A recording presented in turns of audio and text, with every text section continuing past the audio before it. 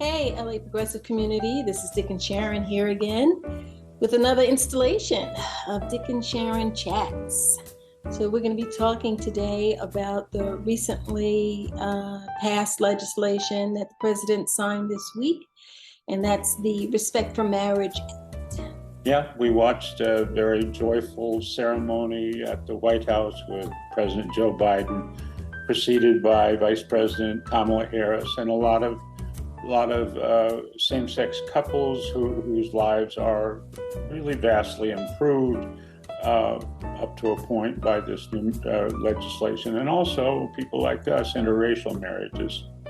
Yeah. So a lot of people were congratulating themselves with a lot of pats on the back, and definitely this is a step in the right direction, but it's not all the be-all and end-all.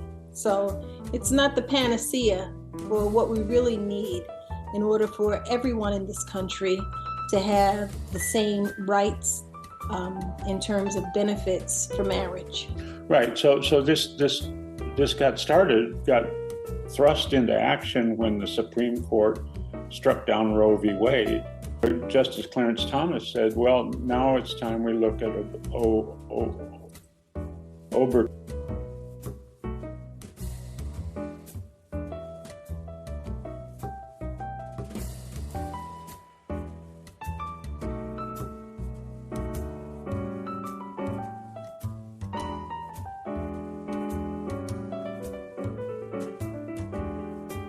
We also should look at Obergefell, which protects same-sex marriages, with the idea they would disillusion that and disallow same-sex marriages across the country. That's how this got started. And also, since interracial marriages rests on the same legal footwork, they could be somehow disallowed as well. Right. So many people may remember that interracial marriage was taken all the way to the Supreme Court when a couple with the last name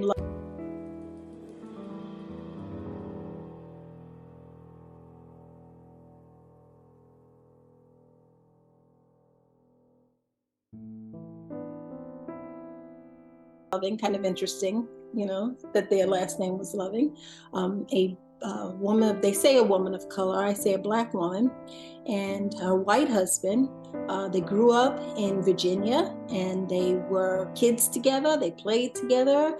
They were from a small community in Virginia, and I have similar situations in my family. In Virginia, 1700s, 1800s, Black and white communities, many small little enclaves in Virginia. They lived together and no problems. And so these kids grew up and they wanted to get married, and they found that it was illegal for them to get married. So they left Virginia and they went to Washington, D.C. and got married. And when they returned back to Virginia as a married couple, the authorities broke into their homes and arrested them. And the wife was actually taken into custody.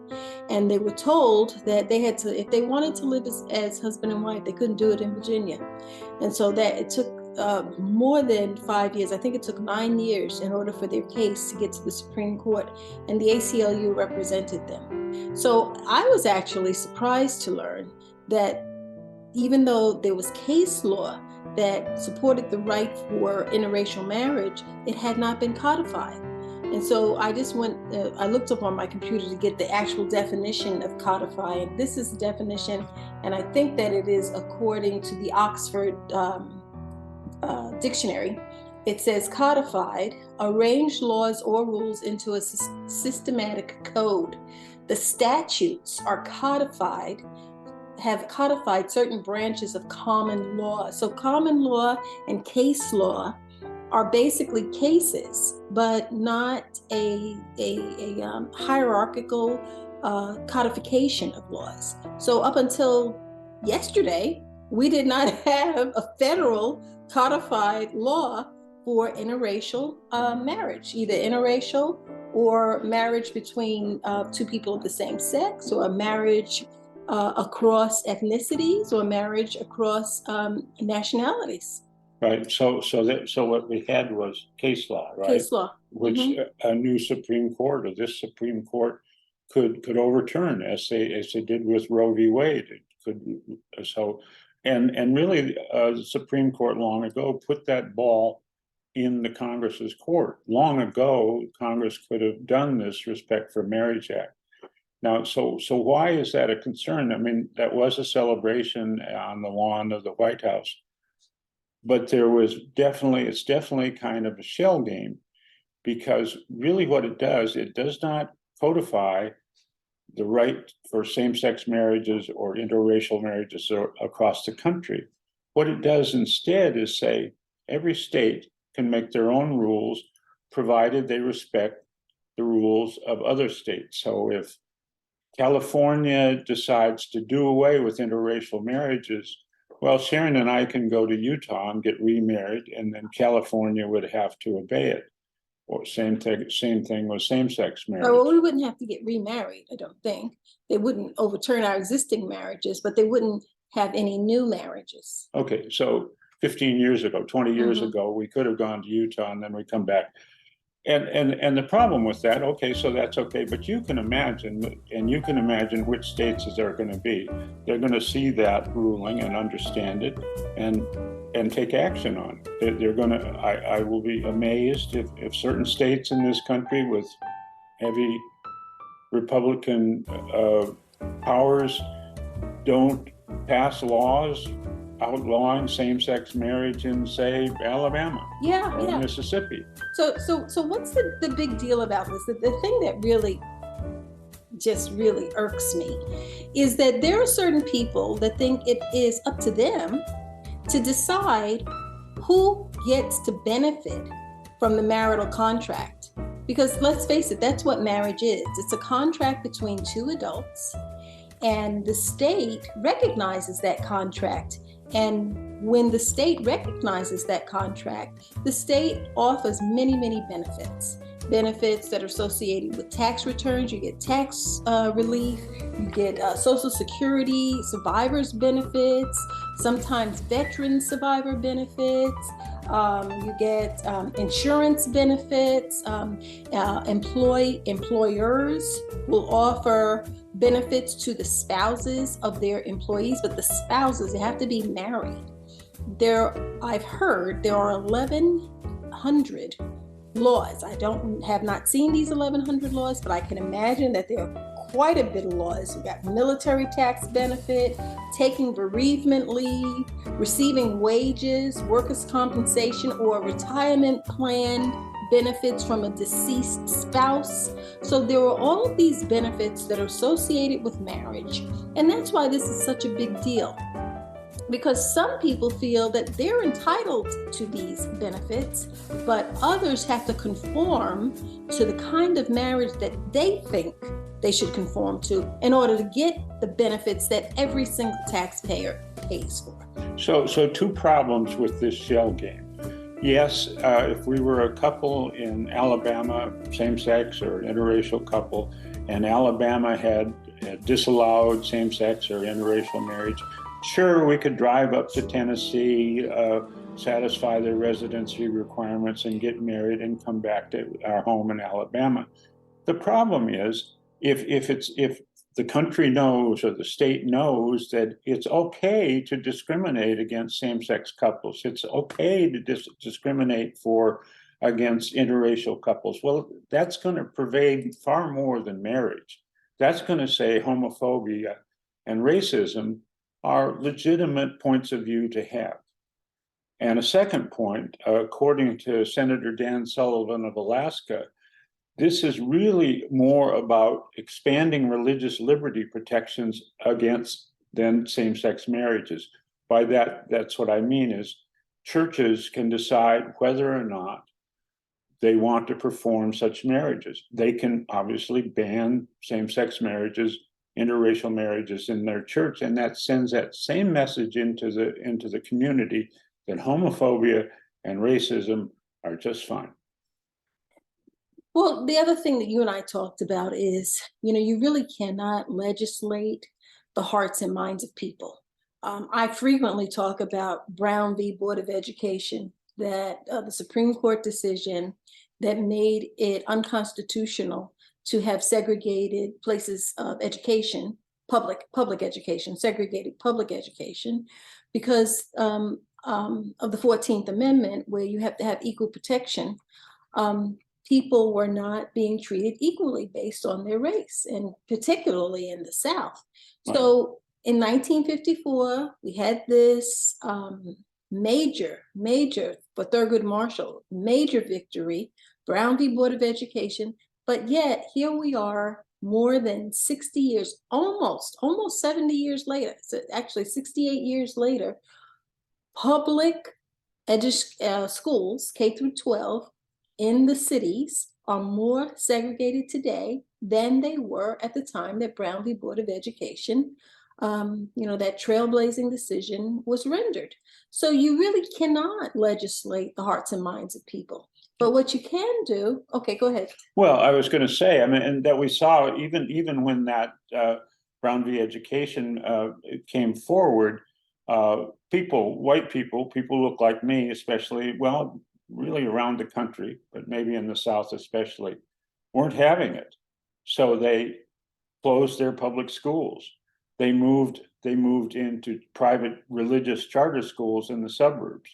They harassed any Black students that happened to show up. We know some stories of the original students, Right, who Little Rock Nine, who endured intense punishment, torture, for exercising their rights. And so, as Sharon says, I mean, now schools are, if anything, more segregated than they were in 1954, which means less money, less well-paid teachers, fewer books, bigger classes, less emphasis on education in Black schools. It creates a rippling effect that affects Black people for generations. Right. So I don't want this recording to be so doom and gloom, because let's face it, half the stuff, well, more than half of stuff that we read in the LA Progressive is pretty doom and gloomy-ish. I find myself feeling very, but there is a glimmer. There's a glimmer of hope. We do have power, and the power that I want to talk about is captured in the theory of the Overton window. So the Overton window, for anybody that's never heard of it, I'm going to read to you what the Overton window is about. So the Overton window is a model for understanding how ideas in society change over time and influence politics. So while we cannot legislate the social mores of a society, we can shift and gradually change the way society feels. So the Overton window measures how much what society feels is unthinkable, radical, acceptable, sensible, popular. And that window shifts with time. For example, right before my grandmother was born, it was unthinkable that women should vote. It was a radical thought that women should have the right to vote. But that the laws changed. Now, once the laws changed, that didn't necessarily mean that the way of thinking changed, but there was an intentional effort, mostly on the part of the suffragists and the media. So the media plays a big role in helping to shape and change the public's mind. And in preparing for this discussion, I was thinking about the ways in which Black people, you know me, I always talk about the centrality of race, looking at how Black people are treated in this country, Black people, Indigenous people. If you look at how we're treated, you can measure how far along we've come with this democracy. And I was looking at how two of the youngest people that have ever been executed in this country, it's just amazing to me. One, a young 12-year-old girl whose name was Hannah Okuish, and an Indigenous young girl, was hanged. She was accused of killing someone. She's 12 years old. And then there's George Steiny. George Steiny was executed via the electric chair in the United States in 1944. So this is in recent memory. Today, the idea, these children were so small. For example, George Steiny was so small when he was executed that he couldn't actually fit in the electric chair and have the cap reach his skull. So they had to prop him up, sit him up on, of all things, a Bible. Believe me, they sat him on a Bible. So the media helps to change the mores of society. And I'm hoping that we will continue to do that, because I have not lost hope. I think that we have to work toward creating the kind of society that we want. We work by changing policy, by changing legislator, by changing case law, and by changing the ways that we feel that a civil society should operate. Right. So now that Sharon has cheered us up with the story of George Steiny, we do have to acknowledge that this is a major victory. That here Roe v. Wade versus Wade went away, and as a stopgap measure, now we have the Respect for Marriage Act, which does go a long way to protect same-sex and interracial marriages. It doesn't go all the way, but you certainly have to congratulate Joe Biden, Kamala Harris, the mostly Democrats in favor of this. It is something that really they should have done decades ago, but now they've done it, and the issues that I raised with the fact that they've thrown it back to the states to do it, well, they could do something different if our government wasn't so evenly divided. They could make it a national